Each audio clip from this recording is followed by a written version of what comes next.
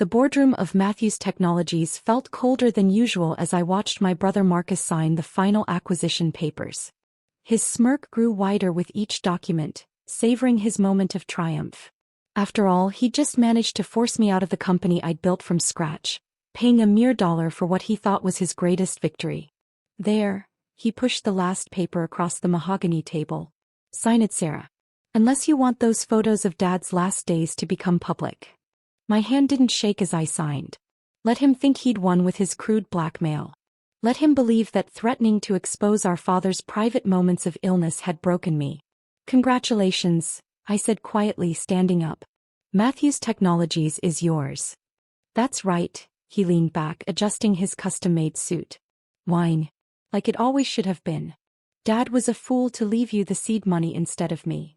I thought about the real patents, safely registered under my personal name rather than the company's.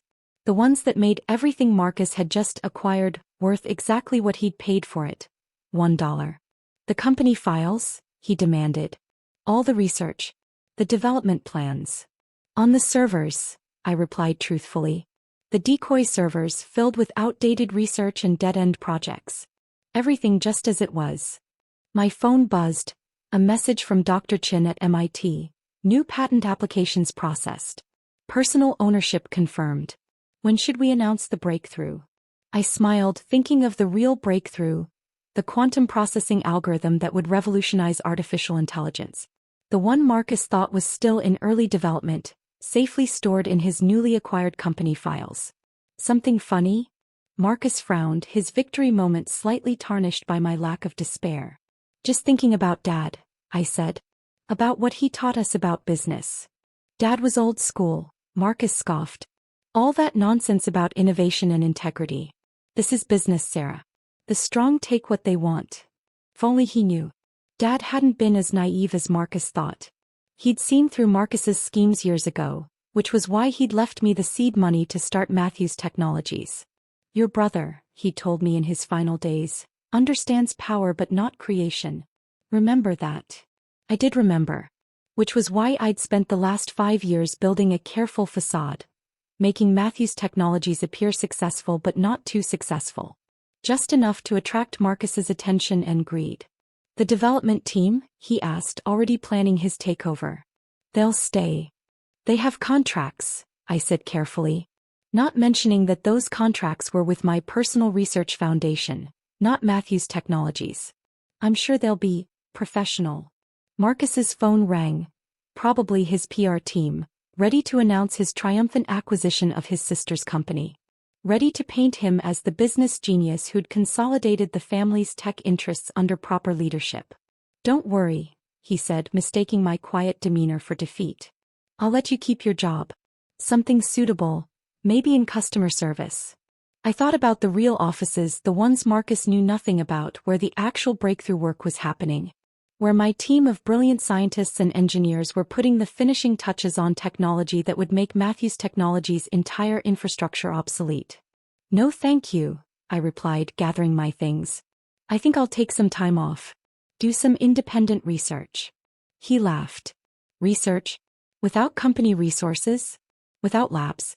Face it, Sarah, you're done in this industry. My phone buzzed again. Another message from Dr. Chin. Test results confirmed. Personal patents ready for international filing. Projected market value, $3.2 billion. You know, Marcus, I said as I reached the door, Dad told me something else before he died. About why he really left me the seed money instead of you. He frowned, his moment of triumph briefly clouded. What? He said that true value isn't in what you can take, I smiled. It's in what you can create. Created, he scoffed. All you created was a company you were too weak to keep. I left him there, surrounded by his victory papers, not yet realizing he'd just spent millions orchestrating a hostile takeover of an empty shell. The real value, the patents, the research, the actual innovation, had never been in Matthews Technologies at all. The next 6 months were a masterclass in corporate delusion. I watched from my retirement, as Marcus paraded around Boston's business community, boasting about how he'd saved Matthews Technologies from my mismanagement. My phone lit up with another message from Dr. Chin. Final testing phase complete. Should we proceed with the public patent filing? I smiled, looking at the date. Right on schedule. In exactly 3 hours, Marcus would be hosting a major tech conference, promising to reveal Matthews Technologies' breakthrough in quantum computing. The same breakthrough he thought he'd acquired in the takeover. Yes, I texted back. Time to let everyone see who really owns the future. The Four Seasons Grand Ballroom was packed with tech industry leaders, venture capitalists, and media representatives. I slipped in quietly, taking a seat in the back. Nobody paid attention to me. Marcus had made sure I was persona non grata in the tech community after the takeover. Ladies and gentlemen, Marcus took the stage, radiating confidence in his $10,000 suit. Today, Matthews Technologies will revolutionize computing forever. I checked my watch. In about 10 minutes, the patent office would publish my personal patents. Dr. Chen's team was standing by to demonstrate the real technology. Not in Matthews Technologies labs, but in our secret facility. Our quantum processing algorithm, Marcus continued, represents years of breakthrough research. My phone buzzed. A message from James Wong, my lead attorney. Patent publications live. Your personal ownership is now public record. Matthews Technologies stock is already starting to react. I opened my trading app. The stock had been climbing all morning as investors anticipated Marcus's big announcement. They had no idea what was coming. And now, Marcus gestured dramatically, allow me to demonstrate. He never finished the sentence. His assistant had rushed onto the stage, frantically whispering in his ear. I could see his face change as he looked at the tablet she was holding. Ladies and gentlemen, he said, his voice slightly strained, a brief technical delay. The murmurs started as people in the audience checked their phones. The patent publications were spreading through the tech community like wildfire. Is this right? Personal patents? Sarah Matthews owns the core technology? Matthews Technologies doesn't have rights to any of this? Marcus's face had gone from confident to ashen. His eyes scanned the crowd until they found me. I gave him a small wave. The demonstration, he tried to continue, of our proprietary technology. It's not your technology, a voice called from the audience. According to these patents, your company doesn't own any of the core innovations. They're all personally owned by Sarah Matthews. The room erupted into chaos. Investors were already calling their brokers. Tech reporters were updating their stories in real time. Matthews Technologies stock was starting to plummet as the market realized Marcus had spent millions acquiring a company with no actual technological assets. My phone rang, Dr. Chen. We're ready for the real demonstration whenever you want to proceed. Marcus stormed off the stage, making a beeline for my seat.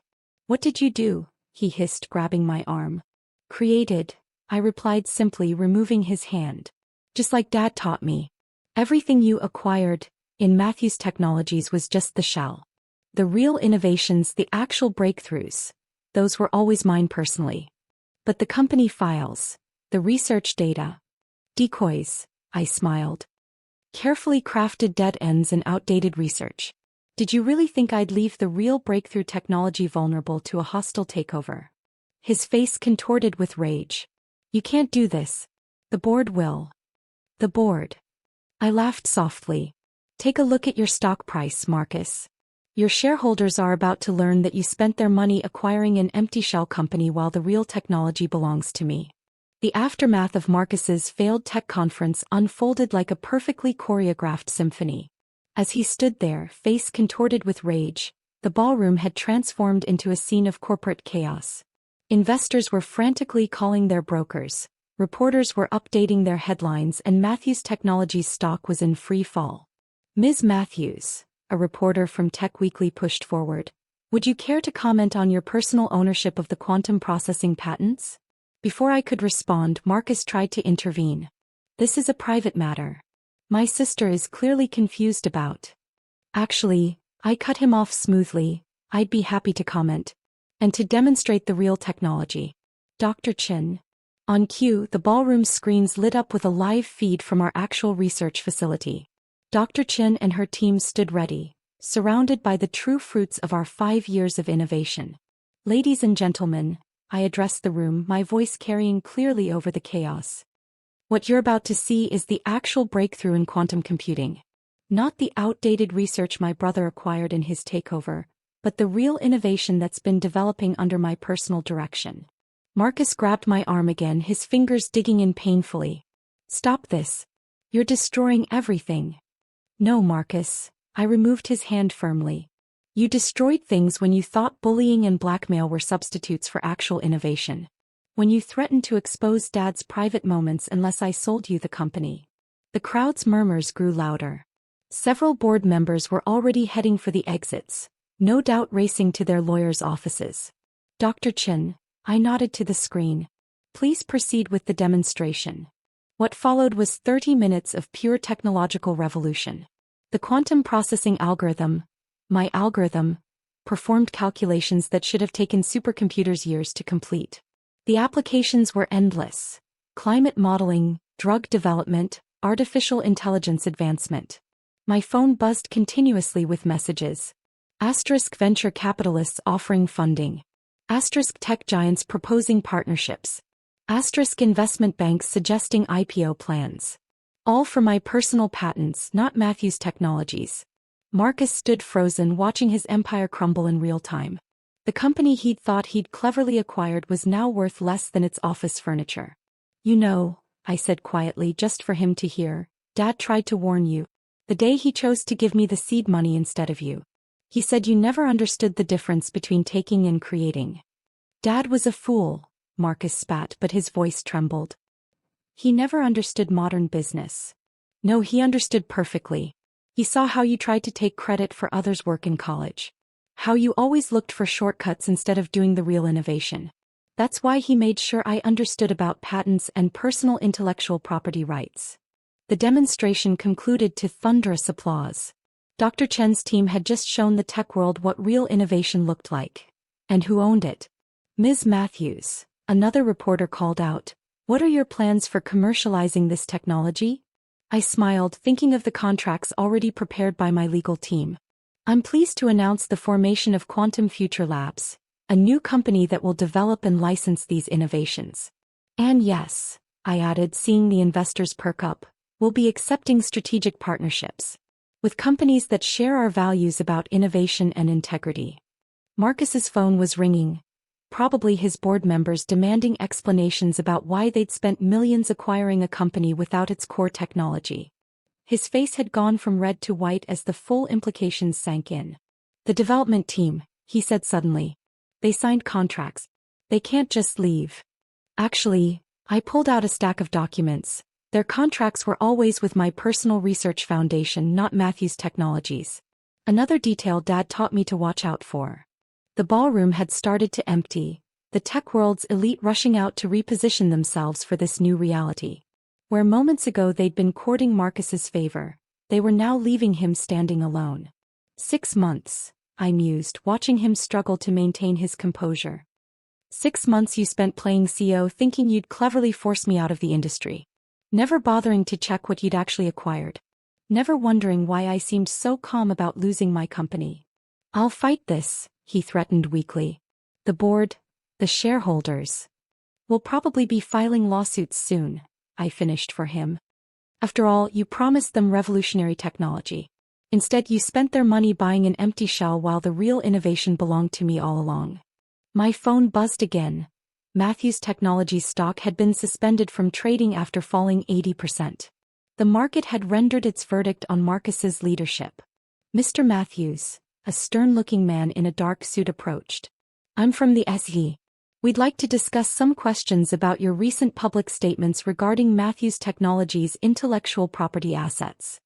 I gathered my things, ready to leave Marcus to face the consequences of his actions. But I paused, remembering one last thing. Those photos you threatened me with? I said quietly. The ones of Dad in the hospital? They're yours to keep. Because while you were taking pictures to use as blackmail, I was sitting with him, learning the lessons about business and life that you never bothered to understand. The next few weeks transformed the tech landscape. Matthew's Technologies filed for bankruptcy protection, its shares worthless without the patents everyone thought it owned. Marcus faced multiple shareholder lawsuits and an SEC investigation into securities fraud. Quantum Future Labs, my new company quickly became the hottest name in tech. We signed strategic partnerships with major players, but always maintaining control of the core patents. The breakthrough technology was licensed under strict ethical guidelines, ensuring it would be used to benefit humanity, not just generate profits. The headlines told the story. Tech's greatest revenge. Sister's brilliant patent strategy destroys brother's hostile takeover. From dollar deal to billion-dollar patents. The most spectacular corporate chess game in tech history. Matthews Technologies collapse. The company that acquired nothing. But they missed the real story. This wasn't about revenge or even justice. It was about validation, of Dad's wisdom, of the importance of true innovation, of the difference between taking and creating. 1 year later, I sat in my new office at Quantum Future Labs, looking out over the Boston skyline. A frame on my wall held 2 items. The dollar bill Marcus had paid for Matthews Technologies, and a note from Dad I'd found after his death. Sarah, the note read, "Remember that true value isn't in what you own but in what you create. Your brother never understood that. But you do, and that's why you'll build something that lasts." My phone buzzed, Dr. Chin, with updates on our latest breakthrough. Marcus was still fighting shareholder lawsuits, his reputation in tatters. But I'd moved on, focused on creating rather than taking, on building rather than destroying. Because sometimes the best revenge isn't in outsmarting those who try to take from you, but in proving why they should have focused on creating something of their own instead. And sometimes, just sometimes, a single dollar can buy a priceless lesson about the true nature of value, innovation, and success. As I reviewed the latest research results, I thought about Dad's final lesson. Success isn't measured in what you can take from others, but in what you can create for the world. Marcus had tried to take everything from me, only to discover that true value can't be acquired through force or fraud. It has to be created through innovation and integrity. The office door opened and Dr. Chin entered with our newest prototype. "Ready to change the world again?" she asked with a smile. I looked at Dad's note one more time, then turned to face the future we were creating. "Always," I replied. "That's what creation is all about.